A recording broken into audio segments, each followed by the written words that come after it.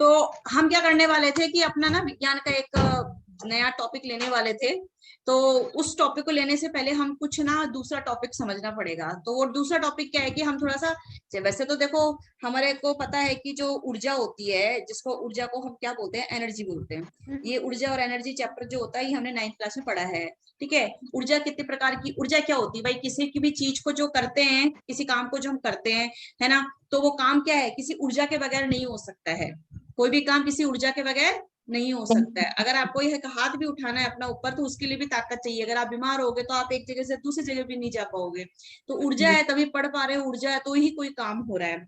अब ऊर्जा कई प्रकार की होती है। अब जैसे हमको दो ऊर्जा यहाँ पर पढ़नी है विद्युत के हिसाब से। एक तो हमें जो गतिज ऊर्जा होती है ये पढ़नी है, स्थितिज ऊर्जा होती है ये पढ़नी है।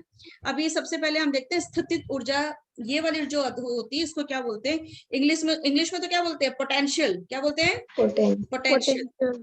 पोटेंशियल का मतलब होता है, जैसे कहते हैं अरे तेरे अंदर तो बहुत क्षमता है, तू तो ना बहुत अच्छा बॉल मारेगा और ना बैटिंग भी बहुत अच्छी होगी, या तेरे अंदर तो बहुत अच्छी क्षमता है कि तू कबड्डी बहुत अच्छा खेलता है ना। तो क्षमता, तो हम बोलते हैं यार तू तो होशियार है भाई, हम उसको मतलब किसी की क्षमता के लिए हम क्या बोलते हैं, तू तो होशियार है, तो तेरे दिमाग की क्षमता बहुत है, तुझे बहुत अच्छे से याद रहता है, बहुत अच्छे से समझ में आता है, तो होशियार है। तो मतलब हम उसके दिमाग की क्षमता की बात कर रहे हैं। क्षमता का मतलब उसकी ऊर्जा, उसके दिमाग की ऊर्जा, उसको याद रखने की ऊर्जा। तो यहाँ पे स्थितिज का मतलब क्या होता है, पोटेंशियल। क्या होता है, पोटेंशियल। और ऊर्जा को इंग्लिश में क्या बोलते हैं, एनर्जी बोलते हैं। ठीक है, एनर्जी बोलते हैं, ऐसे समझ लो। अब ये पोटेंशियल एनर्जी या स्थितिज ऊर्जा ये क्या होती है, पहले ये समझते हैं। जैसे मान लीजिए आप है ना, जैसे ऐसे समझो कि ना एक, आप ये चित्र देख पा रहे हो मेरे साथ साथ में, ये एक हथौड़ा है। अगर ये हथौड़ा यहाँ पर सीधा, मतलब ये जो हथौड़ा है, ये समझो ये आपका जो हथौड़ा है, मान लो ये हथौड़ा इस तरीके का है, ये हथौड़ा जमीन पर रखा हुआ है। तो क्या जमीन पर रखे रखे वो कोई कार्य कर सकता है क्या, नहीं कर सकता है। लेकिन अगर उसको कोई कार्य करवाना है तो आपको क्या करना पड़ेगा, उसको जमीन से थोड़ा ऊंचा लाना पड़ेगा। जैसे कि हम, इस आदमी ने क्या किया, इस हथौड़े को यहाँ से, पहले ये जमीन पे रखा हुआ था ये हथौड़ा, तो इसने उठा के इसको ऊपर तक ले लिया। तो यानी कि यहाँ से कोई हाइट, किसी हाइट पर इसको ऊपर लेके गए, है ना। अब ये ऊपर लेके गए तो अब हथौड़े के अंदर एक क्षमता उत्पन्न हो गई, एक क्षमता पैदा हो गई। वो क्षमता क्या पैदा हुई, वो क्षमता ये पैदा है कि ऊपर जाने के बाद वो नीचे गिरेगा ना, तो कहीं ना कहीं कोई काम कर देगा। क्या काम कर देगा, कि ये जो, अगर आप इस कील को जो है ना इस लकड़ी के अंदर ठोकना चाहते हो, तो ये हथौड़ा क्या करेगा, अभी जब ये यहाँ नीचे रखा हुआ था, यूं समझो जब ये हथौड़ा यहाँ नीचे रखा हुआ था, तब इसमें कोई ऊर्जा नहीं थी। ऐसे समझो इसमें कोई ऊर्जा नहीं थी, कोई ऊर्जा नहीं थी। और जब जब हम इसको एक जमीन से थोड़ी ऊंचाई पे लेके गए, यानी गुरुत्वाकर्षण केंद्र क्या होता है, हर चीज नीचे गिरती है गुरुत्वाकर्षण के साथ के लिए, तो गुरुत्वाकर्षण के विपरीत हम उसको ऊपर उठा लाए। अब अगर हम इसको ऊपर उठा लाए तो इसके अंदर हमने कोई कार्य किया, उस मतलब हम उसको ऊपर उठा के लाए और इसके अंदर एक ऊर्जा उत्पन्न हो गई, पैदा हो गई। वो हमें दिख नहीं रही, लेकिन वो ऊर्जा इसके अंदर समा गई है, इस हथौड़े के अंदर एक ऊर्जा समा गई है। उस ऊर्जा का नाम क्या है यहाँ पर, स्थितिज। मैं अभी समझाती हूँ, सब समझ में आएगा, अभी समझ में आएगा, है ना। स्थितिज, स्थितिज का मतलब होता है कि अगर किसी चीज की पोजीशन एक जगह से दूसरी जगह बदल दो। पोजीशन का मतलब होता है ना, पोजीशन होती है ना, एक जगह से दूसरी जगह उसकी हमने जगह बदल दी। लेकिन हम यहाँ पे हथौड़े को यहाँ ऐसे, यहाँ से जमीन पे यही दूसरी जगह रख देंगे, वो नहीं। आप इसको ऊपर लेके आए, ऊपर लेके आए तो उस हथौड़े में एक ऊर्जा उत्पन्न हुई कि अगर वो किसी कील पे ठोका जाएगा तो इस कील को क्या करेगा, लकड़ी के अंदर डाल देगा, यानी कि हमारा काम हो जाएगा। अगर मान लो यही हथौड़े के नीचे आप आके आके खड़े हो गए तो आपका सिर भी खुल जाएगा, है ना। तो यानी कि उसके अंदर सिर फोड़ने की क्षमता पैदा हो गई या कील ठोकने की क्षमता पैदा हो गई। तो क्षमता पैदा हो गई, या आप कहो कोई एनर्जी पैदा हो गई, या आप इसको बोलोगे इंग्लिश में पोटेंशियल एनर्जी, या हिंदी में बोलोगे स्थितिज ऊर्जा। स्थितिज ऊर्जा का मतलब बेटा, अगर आप इसको तोड़ के देखोगे ना, देखो मिटा के दिखाती हूँ मैं आपको, ये देखो, दिखा कुछ, हाँ, स्थिति। स्थिति मतलब जब किसी चीज की स्थिति बदल जाए, किसी चीज की स्थिति यहाँ से यहाँ हो गई या यहाँ से यहाँ हो गई।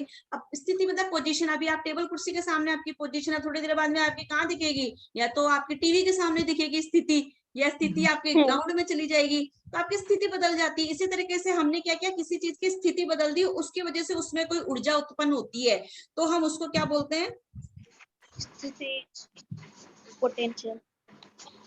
समझ में, हाँ, यहाँ तक कोई दिक्कत नहीं है ना। नहीं। ठीक है, अब इसको तो बोलते हैं हम, हमारी पोटेंशियल एनर्जी पैदा हो गई।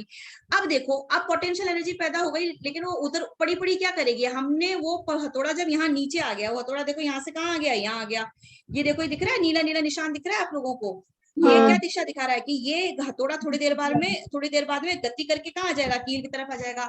तो ये गति करके आएगा तो ये गतिज ऊर्जा हो जाएगा।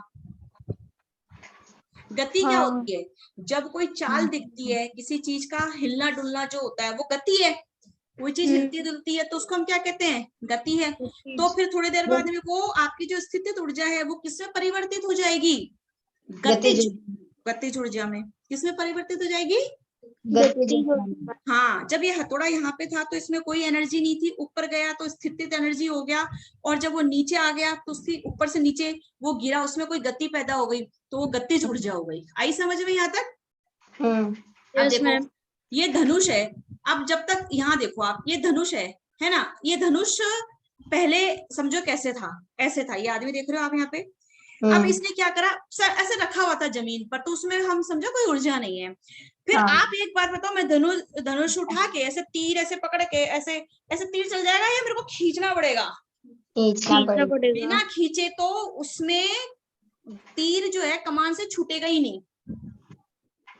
तीर कमान किसको बोलते हैं, ये अपना कमान है, आगे वाला ये अपना तीर है, ये अपना क्या है, तीर है। तो तीर को कमान से निकालने के लिए हमको उसको खींचना पड़ेगा, धनुष को। भाई तीर को तो हाथ में छोड़ना नहीं है, तीर को भी पकड़ के रखना है। तो क्या होगा कि जब हमने उसको, पहले वो ऐसे रखा हुआ था, फिर हमने जब उसको खींचा, किसको खींचा, कमान को खींचा, तो कमान को खींचा तो तीर चलेगा ना तीर। हाँ। तो हमने जब कमान खींचा तो ये जो तीर है ना, इसमें एक ऊर्जा उत्पन्न हुई, कौन सी, नहीं, गतिज तो तब होगा जब वो छोड़ देगा, मैंने छोड़ा नहीं है अभी सिर्फ मैंने खींचा है, छोड़ा नहीं है ऊर्जा। हाँ, तो अभी वो पहले तीर ऐसे ही था, फिर मैंने जब खींचा ना तो उस तीर के अंदर एक ऊर्जा उत्पन्न हुई, उसकी स्थिति क्या हो गई, इस धनुष के कारण उसकी स्थिति क्या हो गई, उसकी स्थिति तन गई, तनाव पैदा हो गया, किसमें, धनुष में, और उसके कारण तीर में। तो ये जो आपका तीर है, अब ये तीर में एक ऊर्जा उत्पन्न हो गई, कौन सी ऊर्जा उत्पन्न हो गई, ये स्थितिज ऊर्जा, ये स्थिति, क्योंकि देखो पहले ऐसा समझो, यहाँ पहले ये धनुष सिर्फ ऐसे ही रहा होगा, खींचने के कारण ये धनुष खींच के यहाँ तक आ गया, देख रहे हो ये धनुष खींच के कहाँ तक आ गया, ये धनुष यहाँ तक आ गया खींच के, स्थिति बदली, धनुष की स्थिति बदली और तीर की भी बदलेगी, स्थितिज ऊर्जा हो गई। तो स्थितिज ऊर्जा क्या होती है, स्थितिज ऊर्जा का मतलब होता है कि उसकी मतलब या तो आप नीचे से ऊपर एक हाइट से जब किसी चीज को ऊपर ले जाते हो तब भी उसकी स्थिति बदलती है और उसमें स्थितिज ऊर्जा पैदा होती है, या किसी तनाव के कारण, खिंचाव के कारण किसी चीज के अंदर, इस खिंचाव के कारण किसी चीज के अंदर क्या हो जाए, ऊर्जा पैदा हो जाए, तो वो क्या है, स्थितिज ऊर्जा है। और जैसे ही आपने फिर तीर, अभी तो देखो इस आदमी ने तीर छोड़ा नहीं है, जैसे ये तीर को छोड़ देगा, ये तीर क्या है, हाँ, तो वो स्थितिज ऊर्जा पैदा हुई, उसके बाद में गतिज ऊर्जा पैदा हुई। समझ में आ रहा है? तो ये जो आपका तीर है ये गति कर चुका है, तो ये आपका क्या है, गतिज ऊर्जा है। गतिज ऊर्जा मतलब जो गति करेगा, जैसे एक रुकी हुई बॉल, उसमें कोई ऊर्जा नहीं है, लेकिन बॉल को अगर जैसे मोबाइल है, मैं इसको ऊपर ले जाऊं, अब इस मोबाइल में एक, अच्छा मोबाइल देखो क्या होता है, ये मोबाइल ऊपर आ गया, अब इसके अंदर एक ऊर्जा उत्पन्न हो गई है, क्योंकि इसकी पोजीशन नीचे से कहाँ हो गई, ऊपर की तरफ हो गई, तो नीचे से ऊपर की तरफ इसकी क्या हो गई, पोजीशन बदल गई, पोजीशन बदल गई मतलब स्थिति बदल गई। और अभी मैं नीचे गिरा हूं तो मेरा हाथ पे होगा तो हाथ, या मेरे कोई और दूसरी कोई कांच का अगर प्लेट होगा तो वो टूट जाएगा, और नीचे गिरने का जो बहाव है उसको हम गति भी बोलेंगे। तो जब स्थिति बदल जाए, और तो अच्छा एक बात और, स्थिति बदलने के कारण उसमें जो स्थितिज ऊर्जा हुई है वो क्या अभी इसके अंदर स्टोर है। स्टोर का मतलब स्टोर यानी जैसे आप फोटोज स्टोर करते हो अपने मोबाइल में, इकट्ठी हो रही है, हाँ, इकट्ठी हो गई है। जब कोई ऊर्जा इकट्ठी होती है तो स्थितिज है, ऊर्जा को एक जगह इकट्ठा करना भी क्या है, स्थितिज ऊर्जा, स्थितिज ऊर्जा है। तो अभी देखो आपने इस तीर के अंदर जब आपने देखा, जब तीर ये यहाँ, ये आपका जो तीर था पहले वो यहाँ था ना, और आपने खींचा तो उसमें क्या हुआ, एक ऊर्जा आपने क्या कर दी, स्टोर कर दी, एक ऊर्जा स्टोर कर दी, तो वो क्या हो गई, स्थितिज ऊर्जा हो गई। समझ में आया? हाँ। अच्छा, अब एक और एग्जांपल देखो, ये देखो यहाँ पर देखो ऐसे कि जैसे मान लो एक साइकिल आदमी चला रहा है, तो जैसे पहाड़ पर चढ़ रहा है या किसी ढलान पर उसको चढ़ना है, तो उसकी एनर्जी क्या है, वो यहाँ पर था, तब एनर्जी यहाँ से देखो, यहाँ से वो यहाँ ऊपर जा रहा है, तो अभी ये गति कर रहा है, अभी क्या कर रहा है, ये गति कर रहा है। गति कर रहा है, चाहे वो कैसे भी गति कर रहा हो। तो अभी उसकी एनर्जी कौन सी एनर्जी है, गतिज है। अभी वो हाँ। गति करके जा रहा है ना बेटा, हाँ। साइकिल चल रही है ना अभी। हाँ। अब ये यहाँ आके थोड़ी देर रुक जाता है, हाँ, तो ये या आप ये समझो कि ये पहले साइकिल कहीं नीचे कहीं चल रही होगी, उसकी साइकिल, ये समझो उसकी साइकिल पहले नीचे कहीं चल रही होगी, है ना, मुझे साइकिल बनाने तो आती नहीं है, तो ये साइकिल नीचे से ऊपर की तरफ नहीं गई क्या, हाँ, तो एक हाइट पर चली गई। अब किसी ऊंचाई के कारण या किसी तनाव के कारण, किसी खिंचाव के कारण, किसी कंपन के कारण उसकी किसी चीज के अंदर कोई ऊर्जा क्या हो जाए, स्टोर हो जाए, इकट्ठी हो जाए। अब यहाँ पे क्या, ये यहाँ पर आया तो उसके अंदर एक ऊर्जा और इकट्ठी हो गई। अब वो ये जो है ऊर्जा, ये कौन सी ऊर्जा है, यहाँ पे स्थिति बदल गई, एक तो स्थिति बदल गई, देखो एक तो स्थिति बदल गई, ये ए से कहाँ पहुंच गया, बी पॉइंट पर पहुंच गया, और स्थिति बदल गई। और स्थिति बदलने के कारण जो ऊर्जा उसके अंदर इकट्ठी हुई है, वो ऊर्जा कौन सी, स्थितिज ऊर्जा। इसमें क्या हुई, एक ऊर्जा इकट्ठी होना, स्टोर होना, इंग्लिश में चलेगा ना, आजकल तो सब बच्चे अंग्रेज है। तो जो एनर्जी स्टोर हो जाती है, किस लिए, उसकी पोजीशन बदलने के कारण या उसकी स्थिति बदलने के कारण, ठीक है। और आपकी फिर उसके बाद थोड़ी देर बाद में क्या हुआ, वो साइकिल वाला नीचे आ गया, तो वो आपकी जो स्थितिज ऊर्जा है वो किस में बदल गई, गतिज ऊर्जा में। वो स्थितिज ऊर्जा स्थितिज नहीं रही, वो क्या हो गई, गतिज ऊर्जा में आ गई। समझ में आ गया, और वापस हम यहाँ जीरो पर आ गए। यानी कि आप समझो, आप ये आपने कभी नहीं पढ़ा होगा, या पढ़ा होगा जो पढ़ते हैं बच्चे उनके लिए, ऊर्जा कभी उत्पन्न एवं उत्पन्न नहीं होती और खत्म नहीं होती, या ऐसा बोला नष्ट नहीं होती। ऊर्जा जो होती है, कोई भी ऊर्जा हो जिंदगी में, चाहे वो उष्ण ऊर्जा हो, चाहे वो विद्युत ऊर्जा हो, चाहे गतिज हो, चाहे वो रासायनिक ऊर्जा हो, कोई सी भी ऊर्जा हो, ऊर्जा कई प्रकार की होती है। तो कभी कोई ऊर्जा जो होती है, ऊर्जा कभी उत्पन्न और खत्म नहीं होती, वह केवल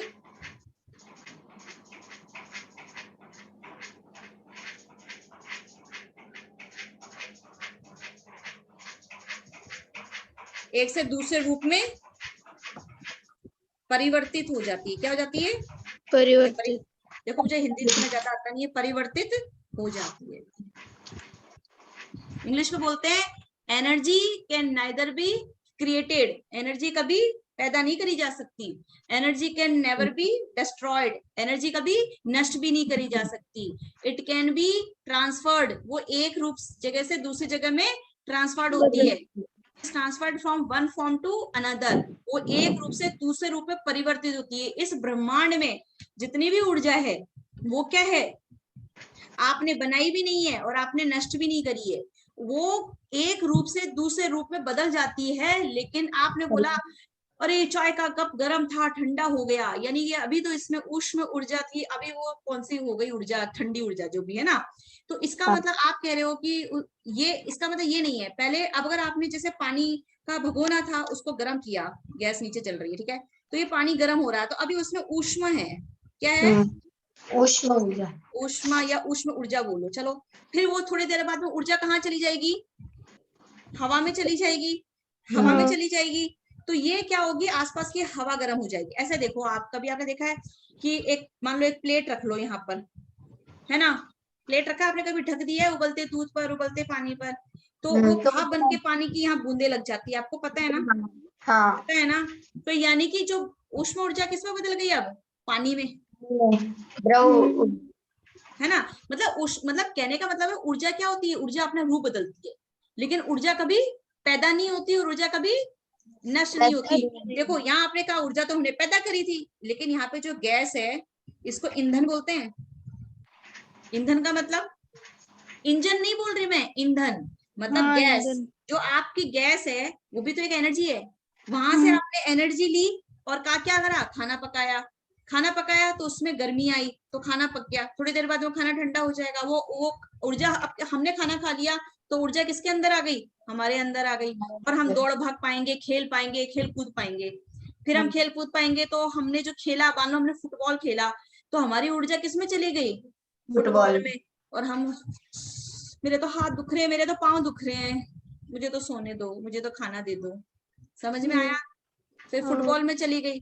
अब फुटबॉल के अंदर कौन सी खेल खेल के आपने गतिज ऊर्जा बना दी?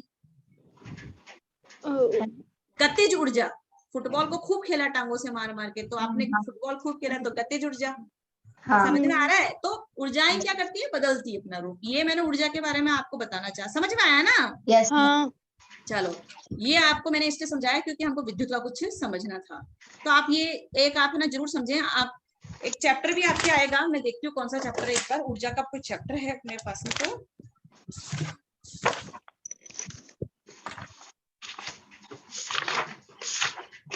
हाँ, अपना चैप्टर 14 है ना, 271 पेज है ना आपका उसका। ऊर्जा के स्रोत। उसमें हाँ, उसमें कई तरीके की ऊर्जाएं बताई हुई है आपकी। ठीक है, कई तरीके की ऊर्जाएं और ऊर्जा, पवन ऊर्जा, कई तरीके की ऊर्जा होती है ना, वो हम बाद में पढ़ेंगे। आसान चैप्टर है। सौर ऊर्जा, आपने सुना है सौर ऊर्जा? हाँ, सूर्य की ऊर्जा यांत्रिक को सौर ऊर्जा, ऊर्जा, पेशीय ऊर्जा। है ना? हाँ, ज्वारीय ऊर्जा, तरंग ऊर्जा, नाभिकीय ऊर्जा, भूतापीय ऊर्जा, तो इस तरीके से। ठीक है, तो थोड़ा थोड़ा हम कुछ बाकी के चैप्टर को भी हम थोड़ा टच करके आ रहे हैं। ठीक है, चलो अब है ना, हम पढ़ने से पहले आपका विज्ञान का कुछ और भी देख लेते हैं। देखो देखो, ये क्या कहता है आपका कि किसी विद्युत बल्ब के तंतु में से 0.5 एम्पियर, ये क्या लिखा है? एम्पियर, एम्पियर बिजली 10 मिनट तक चलती है। मतलब एक बल्ब है और उस बल्ब में 10 मिनट तक उस बल्ब को आपने जला के रखा। ठीक है, और 10 मिनट तक जला के रखा, तो ये कह रहा है कि उस बल्ब में से 0.5 एम्पियर, ये मतलब एम्पियर बिजली क्या हुआ? 10 मिनट तक बहती रही। बहती रही मतलब प्रवाह, मतलब बह रही थी, बिजली बहती है, हाँ बहती। ठीक है, अब विद्युत परिपथ, विद्युत परिपथ का मतलब ये पीछे इसको क्या बोलते हैं? जो पूरा रास्ता होता है इसको क्या बोलते हैं? विद्युत परिपथ। रास्ते को क्या बोलते हैं? परिपथ। तो ये कहता है ये जो विद्युत परिपथ से प्रवाहित यानी कि चलने वाली विद्युत आवेश का परिमाण ज्ञात करो। परिमाण मतलब संख्या। ये बोल रहा है हाँ। कि इस पूरी बिजली का जो आपने सर्किट बनाया है ना, है ना, इसमें कितना चार्ज निकला, कितना चार्ज निकला। तो आपको एक फॉर्मूला देखा था आपने, आई बराबर आप क्या लिख रहे थे? Q बराबर टी, ये बताया था मैंने आपको। हाँ। तो आई किसमें होता है? आई किसमें होता है? एम्पियर में। किसमें होता है? और Q किसमें होता है? कूलाम में। टाइम। और टी क्या होता है? समय होता है ना। हाँ, टी टाइम। क्या होता है? समय होता है। टाइम। हाँ, तो ये देखो इसने क्या करा, ये दे रखा है 0.5 एम्पियर, यहाँ दे रखा है। तो हाँ। यानी कि ये आपका क्या दे रखा है? विद्युत धारा। ये क्या होती है? विद्युत धारा ही तो होती है इस तरफ। आपको विद्युत धारा दे दी, बस 3 चीजों में से एक चीज तो दे दी, विद्युत धारा। चलो विद्युत धारा यहाँ लिख देते हैं। ये देखो, ये बराबर का निशान लगाओ और ये 0.5 यहाँ लिख दो। लिख दिया। और टाइम कितना दे रखा है? 10 मिनट। कितना दे रखा है? 10 मिनट। तो एक बार 10 मिनट तुम लिख लो। वैसे टाइम हमेशा किसमें होना चाहिए? सेकंड में। फिर इसमें बताया हुआ है 6। देखो, अब आपको क्या निकालना है? आपको निकालना है, देखो मेरे साथ देखो, आपको क्या निकालना है? विद्युत आवेश। क्या निकालना है? कितना विद्युत आवेश बह गया 10 मिनट में। समझे आप? समझे आप? यस। यानी कि आपको क्या निकालना है? आपको निकालना है बेटा, क्या निकालना है? जो निकालना है उसको मैं अलग कलर से बता देती हूँ। आपको निकालना है ये, है ना? यानी कि आपको क्या निकालना है? आवेश निकालना है, विद्युत आवेश निकालना है। या सी की सी, इसको ये क्या अपना सी है ना? सी, हाँ ठीक है। अब देखो, देखो ये क्यू जो है गुलाम सी, ठीक है। अब एक ही है। अब देखो ये क्या कहता है कि चलो आपको यहाँ सी निकालना है, आप एक बार सी लिख लो, है ना? जो निकाल उसको सी लिख लिया। अब एक बात आता होगा, गुणा भाग तो सबको करना आता है। ये ना बेटा यहाँ पे कभी भी मिनट में नहीं रहना चाहिए। तो आप क्या करोगे? मिनट को बदल लो, किसमें? सेकंड में बदलो। जब बड़ी, मिनट बड़ा होता है कि सेकंड बड़ा होता है? पहले बताओ। मिनट। मिनट। जब आपको बड़ी से, किसी बड़ी इकाई से छोटी इकाई में, क्या बड़ी इकाई से छोटी इकाई में क्या करना पड़ता है? बदलना पड़ता है किसी को। तो हम क्या करते हैं? हमेशा गुणा करते हैं। क्या करते हैं? गुणा करके जाते हैं। तो गुणा करके जाते हैं, गुणा करना चाहिए। ठीक है, ये कानून ध्यान रखना जो मैंने बताया आपको। तो आप बड़ी इकाई, मतलब आपके पास में 10 मिनट थे, अब 10 मिनट को किसमें बदलना है? सेकंडों में बदलना है। तो सेकंड में उत्तर कब आएगा? जब आप 10 मिनट को किससे गुणा कर दोगे? क्योंकि आपको पता है 1 मिनट में 60 सेकंड होते हैं। कितने सेकंड होते हैं? 60। 1 मिनट को 60 से गुणा करो। तो यहाँ पे 10 मिनट है तो 10 को 60 से गुणा करो तो कितने सेकंड हो जाएंगे? 700 अभी मिनट नहीं रहे, अब 60 सेकंड से गुणा कर दिए तो ये 60 सेकंड से गुणा कर दोगे तो अभी सारी संख्या सेकंडों में बदल जाएगी। तो ये 60 × 10 तो ये क्या हो जाएगा? 600। और सेकंडों से गुणा किया तो ये सेकंडों में उत्तर आएगा आपका। आ रहा है समझ में? Yes ma'am. तो ये देखो आपके किताब में भी इसने क्या निकाल रखा है? 600 सेकंड। समझ में आया? तो मैं अब क्या करूंगी, सी की जगह तो सी लिखूंगी। अब सवाल आगे चल रहा है, ठीक है? और यहाँ पे क्या लिख दूंगी नीचे? 10 मिनट की जगह क्या लिख सकती हूँ? 600 सेकंड। और इधर ये 0.5 तो पहले से ही चल रहा है, इधर तो मुझे कुछ भी नहीं करना। समझ में आ गया? हाँ आगे कर सकते हो इस सवाल को?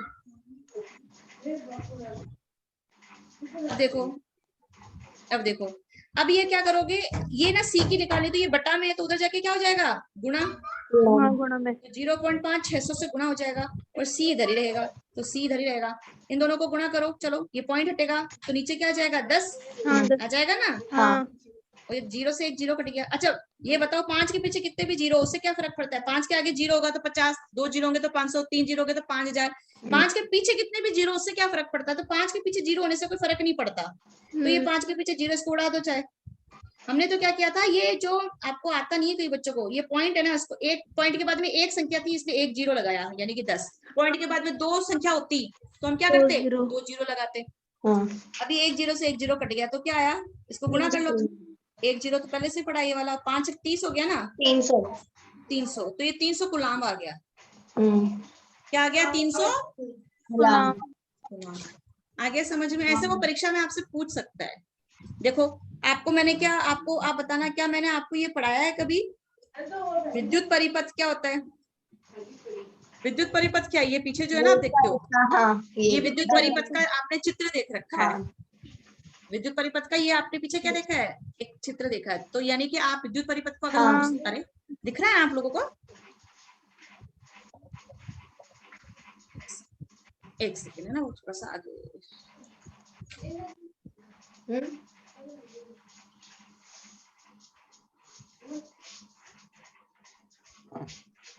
देखो अगर वो विद्युत परिपथ पूछता है तो आप समझा सकते हो विद्युत परिपथ क्या होता है?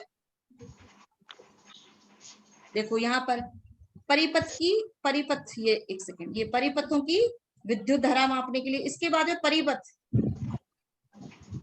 देखो यहाँ मैं बताती हूँ आपको विद्युत परिपथ क्या होता है। आप लिखोगे कि विद्युत परिपथ का एक व्यवस्था आरेख बना के हम उसमें एक सेल, एक विद्युत बल्ब, एक एमीमीटर पर कुंजी जोड़ देते हैं और उसके द्वारा हम परिपथ में विद्युत धारा सेल के धन टर्मिनल से सेल के ऋण टर्मिनल तक बल्ब और एमीमीटर से होकर क्या बहती है?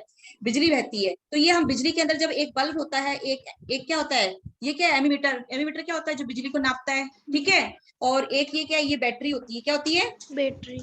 कल दिखाई थी मैंने आपको बैटरी, एक खिलौने में, घड़ी में डालते हैं आप, है ना? तो बैटरी। और ये क्या होता है? बल्ब।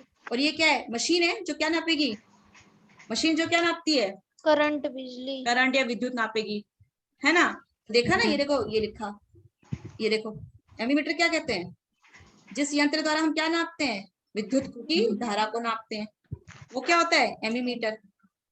ठीक है? एमीमीटर को हम ऐसे गोला लिख के और ए से दिखाते हैं। समझ में आ गया? हाँ। अच्छा अब देखो आप, दूसरा क्या प्रश्न है? विद्युत धारा के मात्रक की परिभाषा। विद्युत धारा आपको बताई थी मैंने, और उसका मात्रक क्या होता है विद्युत धारा का? ये लो, ये रहा इसका मात्रक। और एम्पियर क्या होता है भाई? इसका मात्रक क्या होता है? ऐसा यूनिट क्या होती है? एम्पियर। तो एम्पियर क्या होता है? एक एम्पियर का मतलब क्या होता है? जब 1 सेकंड के अंदर मतलब एक, देखो फिर से बोलो आप लोग, अभी बोला था ना पहले आपने, 1 सेकंड के अंदर जितने इलेक्ट्रॉन बहते हैं उसे 1 एम्पियर कहते हैं। और ये क्या है? यह क्या है आपका? 1 सेकंड के अंदर कितने चार्ज का प्रवाह हो जाता है, उसको हम क्या बोलते हैं? विद्युत धारा। ठीक है? और उसी को हम विद्युत धारा को क्या बोल रहे हैं? एक करंट, एक विद्युत धारा, 1 एम्पियर। 1 एम्पियर की परिभाषा देखना पिछली क्लास में, ठीक है? नहीं आया तो पूछ लो, शर्म बिल्कुल मत करना। नहीं आया तो पूछो।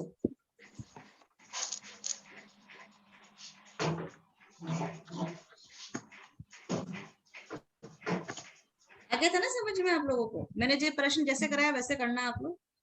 अब ये क्या पूछता है, देखो दूसरा प्रश्न, एक कूलाम आवेश की रचना करने वाले इलेक्ट्रॉनों की संख्या गिनिए। तो बताइए इलेक्ट्रॉनों की संख्या कितनी होती है एक कूलाम आवेश? अभी पीछे दिखाया भी था मैंने, यहाँ कहीं देखने की कोशिश करो।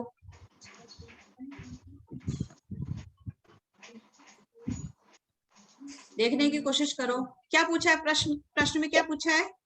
परिकलित मतलब क्या होता है?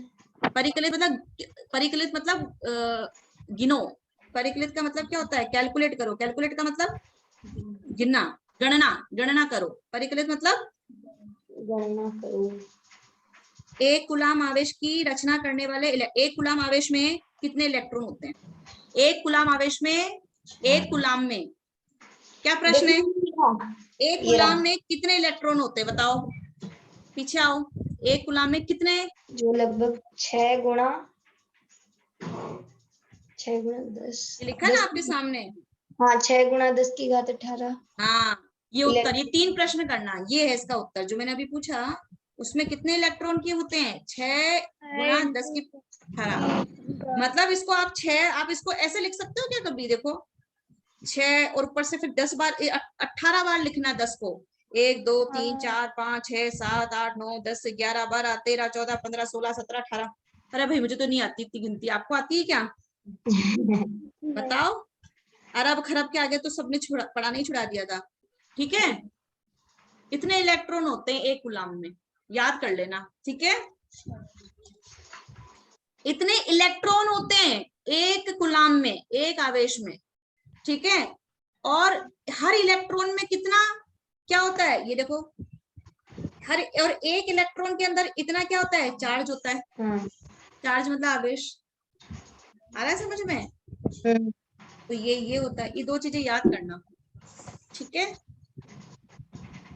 नहीं आया तो पूछ लो मेरे से। आ रहा है। आ गया मैम। थोड़ा थोड़ा आ गया, थोड़ा थोड़ा आ गया। हाँ चक्कर तो नहीं आ गए? बेहोशी तो नहीं आ रही? आ रही है क्या? बता देना आ रही नहीं। है। ग्लूकोज पी लेना। ठीक है, देखो अब हम आपको आज क्या बताने जा रहे हैं। देखो आज हम नया टॉपिक पढ़ेंगे, वो नया टॉपिक अपना क्या है उसके लिए अब देखते हैं। देखो